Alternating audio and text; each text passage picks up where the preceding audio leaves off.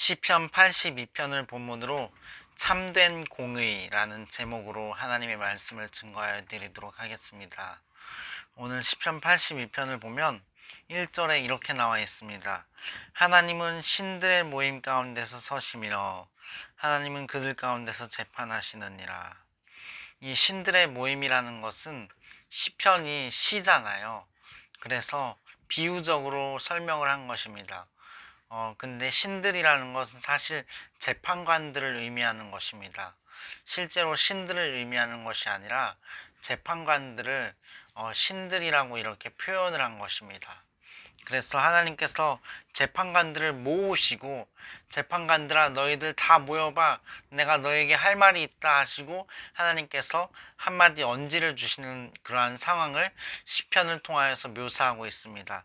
2절을 보시면 너희가 불공평한 판단을 하며 악인의 낫 보기를 언제까지 하려느냐 이렇게 말씀되어 있습니다. 불공평한 판단을 한다. 재판관들이 공의롭게 판단해야 되는데 불공평하게 판단한다는 것을 책망하시고 계신 것입니다. 그리고 악인의 낯 보아주는 것, 낯을 보아준다라는 것은 히브리어의 관용적인 표현인데 높여주다, 뒤를 봐주다, 뭐 그런 뜻이 있는 것입니다. 율법에 금지되어 있는 것으로서 뇌물을 받고 재판을 굽게 하면 안 된다라는 율법을 금지하는데 그 율법을 어기는 것입니다. 3절에 보면 가난한 자와 고아를 위하여 판단하며 곤란한 자와 빈궁한 자에게 공의를 베풀지며 여기서 하나님의 마음이 어디에 가 있는지를 알 수가 있습니다. 바로 가난한 자에게 가 있다는 것입니다. 고아에게 가 있다는 것입니다.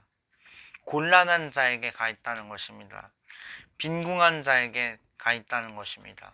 하나님의 눈과 관심이 그들에게 가 있다는 것입니다. 그들에게 공의를 베풀어라 이렇게 재판관들에게 하나님께서 요구를 하십니다. 과연 공의를 베푸는 게 무엇일까요? 우리는 그들에게 향하신 하나님의 눈빛을 기억해야 됩니다. 그들은 도움이 필요한 사람들이죠. 이들은 사회적으로 아낌이 필요하고 보살핌이 필요한 사람들입니다. 이 사람들을 향한 하나님의 관심은 그들에게 향한 도움으로 연결되어야 합니다. 그들에게 향한 헌신과 도움으로 사랑으로 연결될 때 진정한 공의를 행하는 것이다 라고 말할 수 있을 것입니다. 사절을 보니까 가난한 자와 궁핍한 자를 구원하여 악인들의 손에서 건질지니라 하시는도다 이렇게 말씀합니다. 가난한 자와 궁핍한 자들이 악인들과 싸울 때 재판관으로서 재판을 할 때 가난한 자와 궁핍한 자를 구출해 주어라 이렇게 공정한 판단을 하여라 라고 말씀하시는데 자 이제 한번 보십시오. 이들이 어떻게 했는지 봅시다. 5절에 보면 그들은 알지도 못하고 깨닫지도 못하여 흑암 중에 왕래하니 땅의 모든 터가 흔들리도다. 그들이 알지를 못한대요. 잠언서에 보면은 악인은 가난한 자의 사정을 알아줄 지식이 없다라고 말합니다. 그들은 가난한 자의 사정을 몰라요. 옛적에 프랑스의 왕궁에서 농민들이 반란을 일으켰을 때 우리에게 빵이 없다, 빵이 없다, 빵을 내달라 그렇게 반란을 일으켰을 때 그것을 보고 공주가 그랬대잖아요. 빵이 없으면 고기를 먹으면 되지 왜 저들은 반란을 일으키느냐 그렇게 말했다고 하잖아요. 악인은 가난한 자의 사정을 알아줄 지식이 없다는 거예요. 그래서 가난한 자를 아는 것, 가난한 자의 편을 드는 것, 가난한 자의 그 어려움을 이해하는 것은 굉장히 소중한 지식이라는 것을 우리가 알 수 있습니다. 그리고 그러한 지식이 없는 것은 하나님께서 공의를 행하라고 하실 때 우리가 준비가 안 된 것이죠. 저는 기초생활수급자 그리고 차상위 계층이신 목사님 교회에 다니고 있습니다. 그 교회에서 신앙생활을 하면서 국가에서 가져다주는 선풍기도 받고 국가에서 내준 전셋집에서 사는 사람도 있고 또 리어카 끌고 다니면서 파지 줍는 분도 계시고 그런 분들과 마주치면서 참 가난한 사람들이 갖고 있는 어떤 하루하루를 진정으로 즐길 줄 아는 그 순간을 가난한 가운데서도 자족할 줄 아는 그러한 영성을 배웠습니다. 그들은 참으로 지혜로운 사람들이고 뛰어난 그러한 어떠한 하나님을 누리는 그러한 지혜를 갖고 살아간다는 것을 느꼈습니다. 부유한 사람들은 매일매일 미래를 향해서 전진하고 애써 땀 흘리느라고 현재를 누리지 못하는데, 가난한 사람들은 부족하고 연약한 중에서 그 가난 가운데 하루하루를 누리고 즐기는 것을 보았습니다. 그래서 어쩌면 정말로 부유한 사람들은 이 사람들이구나 라는 것을 느끼게 되었는데요. 그렇게 가까이에서 함께 생활하다 보니까 전에 알지 못했던 것들을 알게 되고 제 마음가짐도 바뀌어지고 여러 가지로 얻는 것들이 있습니다. 이렇게 가난한 자를 가까이 하는 것 자체가 우리에게 큰 유익이 될 수 있다는 것도 우리는 기억해야 됩니다. 잠언서에 보면 친구도 가난한 자는 멀리하고 형제도 멀리한다고 하는데, 우리는 태도를 바꿔야 됩니다. 가난한 자가 있으면 더 가까이 가서 보살펴보고 함께 우정을 나누고 가까이 하고 그렇게 함께 되어져야 한다는 것입니다. 그럴 때 분명히 유익이 있을 것이고 하나님께서 주시는 통찰이 있을 것입니다. 하나님께서 그 가난한 자에게 관심을 갖고 계시기 때문입니다. 하나님의 관심은 그 가난한 자에게 있는 것입니다. 그런데 보니까 이 재판관들은 깨닫지도 못하고 알지도 못한다고 합니다. 그래서 흑암 중에 왕래한다고 합니다. 어둠 속에서 아무것도 보이지 않는 어둠 가운데 더듬듯이 왕래한다는 것입니다. 그들이 재판을 하려면 밝히 보아야 하지 않습니까? 보여야 재판을 제대로 할 수 있지 않습니까? 그런데 그들은 어둠 가운데 있다는 것이죠. 제대로 된 재판을 할 수 있는 조건이 되지 않는다는 것입니다. 심각한 문제이죠. 그래서 땅의 모든 터가 흔들리도다 이렇게 탄식하고 있습니다. 도덕의 기준이, 공의의 기준이 흔들리고 무너지는 이러한 상황을 묘사한 것입니다.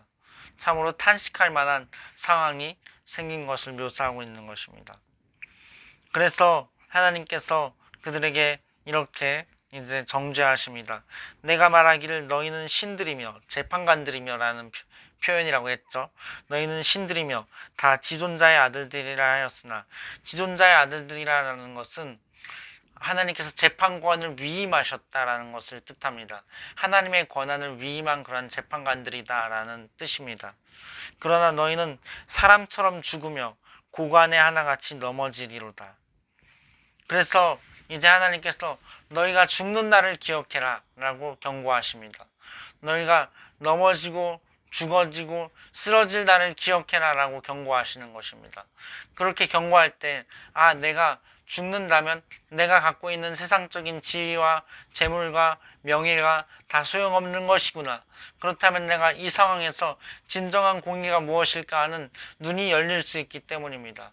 우리의 눈을 가리고 있는 것들이 이 세상에 너무나 많이 있습니다. 외적인 조건들이 우리의 참된 신앙의 눈을 가립니다. 우리의 외적인 조건들, 세상적인 조건들, 기준들이 우리의 진정한 참다운 시각을 가립니다. 그러나 하나님께서 그들에게 그 시각을 열어주시기 위하여서 이런 경고를 하시는 것입니다. 너희는 사람처럼 죽으며 고관에 하나같이 넘어지리로다. 이렇게 죽을 날을 생각해보면 참된 지혜를 얻을 수 있는 경우가 참 많이 있습니다. 유서를 미리 써놓는 것도 하나의 지혜라고 볼 수도 있을 것 같습니다. 그래서 마지막 절에 이렇게 얘기합니다. 하나님이여 일어나사 세상을 심판하소서. 모든 나라가 주의 소유이기 때문이니이다. 아멘. 하나님의 소유권 바깥에 있는 것은 아무것도 없다는 것이죠. 가난한 자나 부한 자나 재판관이나 재판을 받지 못하는 사람이나 모두가 하나님의 소유라는 것입니다. 그러므로 하나님께서 재판하실 것이고 마침내는 하나님께서 갚아주실 것이라는 걸 기억해야 됩니다. 그러므로 하나님께서 세상을 심판하소서라고 우리가 이렇게 하나님께 말씀드릴 수 있는 것이죠. 물론 하나님께서 우리가 죄 지은 그대로, 죄 지은 그 모습 그대로 우리를 재판하시고 심판하신다면 하나님 앞에 올바로 설 수 있는 사람은 단 한 사람도 없을 것입니다. 단 한 사람도 제대로 하나님 앞에 올바로 설 수 없을 것입니다. 그러나 그럼에도 불구하고 하나님께서 세상을 심판하실 때 가장 우리가 찬송하고 안정될 수 있는 것은 하나님께서 예수님을 통하여 우리를 바라보시기 때문입니다. 그리고 하나님은 가장 공의로우시고 공정하신 재판관이시기 때문이죠. 하나님은 뇌물을 받는 일도 없으시고 치우침도 없으십니다. 하나님은 그러한 좋으신 하나님, 공의로우신 하나님이시기 때문입니다. 그렇다면 우리가 공의에 대해서 이렇게 여러 가지 측면으로 알아봤는데 참된 공의가 무엇일까요? 오늘 이 시편을 보니까 하나님께서 재판관들에게 공의를 요구하시면서 가난한 자, 빈궁한 자, 고아, 그들을 곤란한 자, 그들을 살펴보라 하십니다. 그것이 무슨 뜻일까요? 공의롭게 하라 그러면 왠지 똑바른 기준으로 가난한 자나 부한 자나 아니면 뭐 빈궁한 자나 괜찮은 자나 이렇게 기준이 나눠져야 될 것 같은데 하나님은 곤란한 자, 고아, 가난한 자, 빈궁한 자만 바라보시는 겁니다. 그러면서 공의를 행하여라 라고 요구하시는 겁니다. 그렇다면 성경상에 말씀하는 참된 공의는 무엇인지 알 수 있습니다. 그것은 긍휼을 베푸는 것입니다. 하나님 형상을 담기 원합니다라고 우리가 많이 고백합니다. 찬양도 있습니다. 우리가 하나님 형상을 담겠다라고 하는데 그렇게 고백하는데 우리가 과연 하나님의 형상을 담기 위한 공의를 고민해 본 적이 있는지요? 하나님이 베푸신 공의가 바로 십자가입니다. 하나님의 공의는 십자가입니다. 그 십자가가 무엇입니까?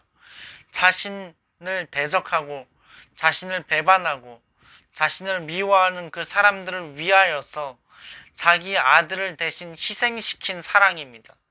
그것이 하나님의 공의입니다. 하나님은 긍휼을 베푸시는 걸 공의라고 말씀하십니다. 하나님은 완전한 긍휼을 베푸시는 걸 공의라고 말씀하십니다. 사실 세상 전체가 이미 하나님의 공의로 가득 차 있습니다. 그 공의로 말미암아 유지되고 지탱되고 있습니다.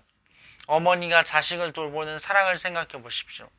우리 중에 그 어느 한 사람 어머니의 사랑을 받지 않고 자란 사람이 없습니다.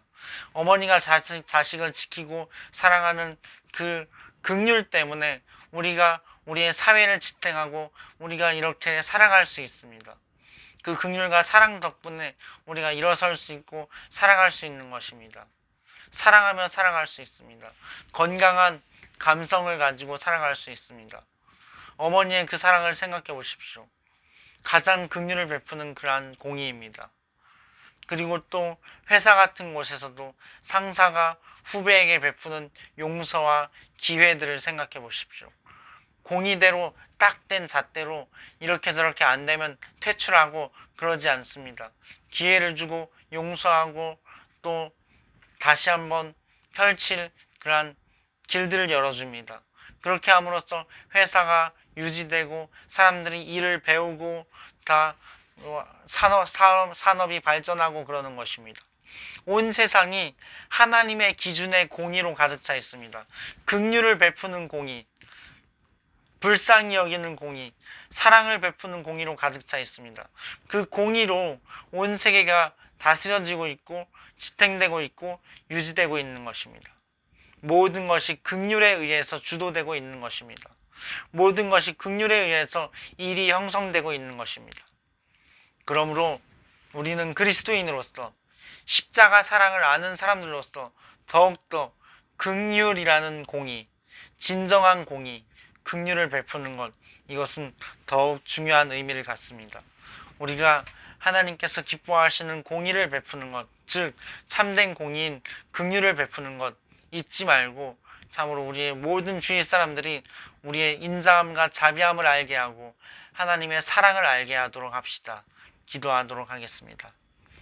살아계신 하나님, 우리가 참된 공의에 대해서 배웠습니다. 가난한 자, 빈궁한 자, 곤란한 자, 궁핍한 자를 돕게 하시고 그들에게 참된 공의인 긍휼을 베풀 줄 아는 저희가 되게 하소서. 또한 우리의 주위 사람들에게, 우리 가정에, 우리의 사회에서 하나님의 공의를 베푸는 저희, 진정한 긍휼을 베푸는 저희가 되도록 붙들어 주옵소서. 우리의 삶을 통하여 하나님 더욱 영광 받아 주옵소서. 예수님의 이름 안에서 기도드렸습니다. 아멘. 할렐루야. 주님 안에 평안하시고 형통하시기 바랍니다.